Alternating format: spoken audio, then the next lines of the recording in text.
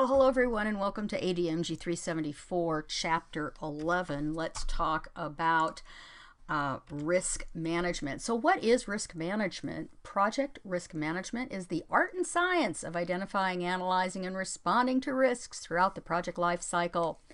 And notice that it says in the best interest of meeting project objectives. So we're always focused on making sure that we are identifying and responding to risks that will impact or influence our project, meeting our project objectives. That's so important. Risk management is something that is often overlooked, especially in organizations when people have a very strong and a very positive attitude about things. Oh, risks aren't going to happen. We don't think negatively. Sometimes risk management is considered thinking negatively. And there are managers or leaders out there that will discourage that kind of negative thinking. Well, risk management really isn't about negative thinking. Risk management is about being prepared, thinking about what could happen, and then being prepared in such a way to mitigate and minimize any impacts. So we're the ones that are always out there looking forward and trying to make sure that we do stay in a positive and forward method. So don't be surprised if you go into an organization where risk management is not necessarily well thought of. Now, that has to do with risk tolerance, and we're going to talk about risk tolerance in a few minutes.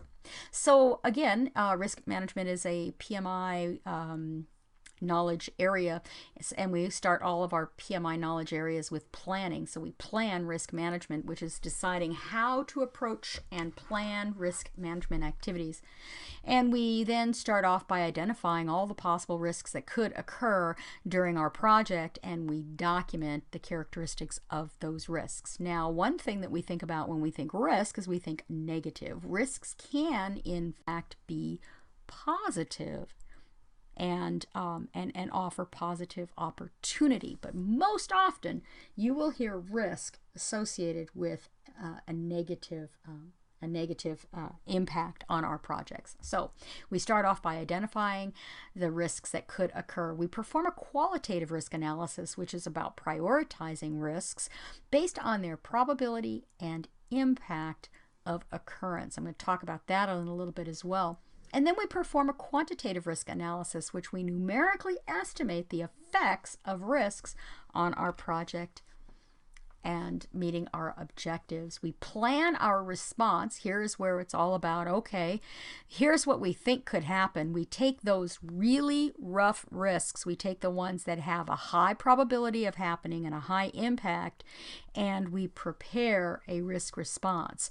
So we take the steps to enhance opportunities and reduce threats. Now notice I said enhance opportunities. Remember, not all risks are negative. So if we have a positive risk, we want to make sure that we capture it and enhance that opportunity.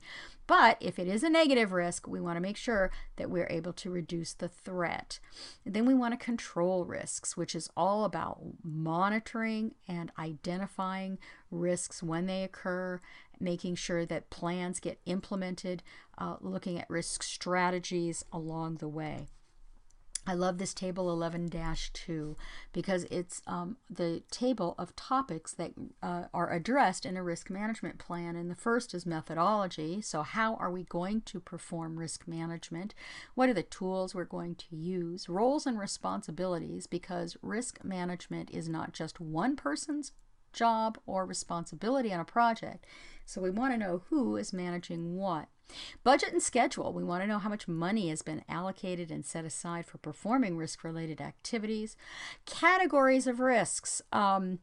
In very large projects, we may categorize risks. We may have many risks involved in a particular category, and as a result, we may end up creating something called a risk breakdown structure, or an RBS, a risk breakdown structure that identifies risks that could occur.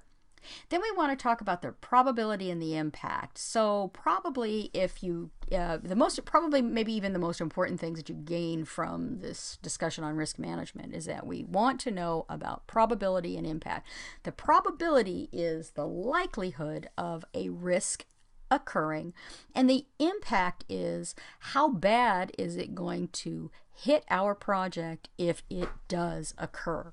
And the reason we want to know this, and we typically put this into some kind of a matrix, we identify this data in some kind of a way so that we are then able to focus our risk responses on risks that have the highest probability of occurring and have the highest impact on the project, because those are the ones that could easily impact our budget or our schedule. So we always want to know the probability and the impact so we know where to focus our time and attention. You know, we don't want to spend a whole bunch of time worrying about a risk that has a low probability of occurring, and if it does happen, it's going to have a really low impact, right? We don't want to spend a lot of time there. We want to focus on the big impact kinds of things. Now, I mentioned stakeholder tolerances.